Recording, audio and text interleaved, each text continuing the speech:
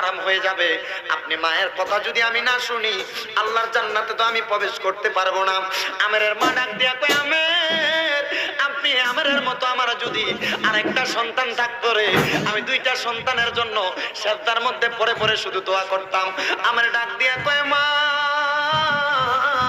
ও আমার মা, আপনি কেন এই কথা বললেন? আমেরের মা ডাক দিয়া কয়, আমের রে, তোর মতো আরো আমের তারা দুনিয়ার প্রত্যেকটা মায়ের ঘরে ঘরের মধ্যে জন্ম নেয়। আমার ডাক দিয়া কয়, মা, আপনি কেন এই কথাটা বললেন? আমেরের মা কয়, সন্তান,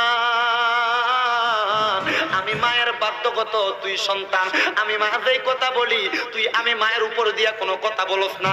ও সন্তান রে, আমি মা যেই কথা বলি তুই তো আমি মায়ের উপর দিয়া কোনো কথা বলস না। আমের কয়, মা গো, আমার নবী বলছে যে সন্তান মা বাবার সম্মান করবে, শ্রদ্ধা করবে, মা বাবার মুখের উপর দিয়া কথা বলবে না, ওই সন্তান নাকি কবরের মধ্যে আমার নবীর সঙ্গে জান্নাতে থাকবে।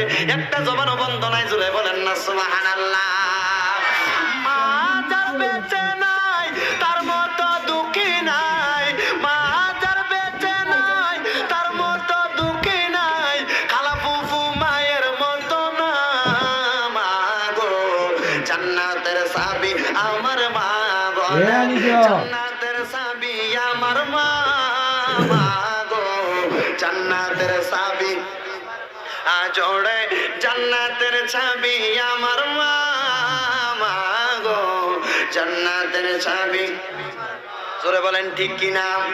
আমার একটা ডাক দিয়া কয়, মা গো,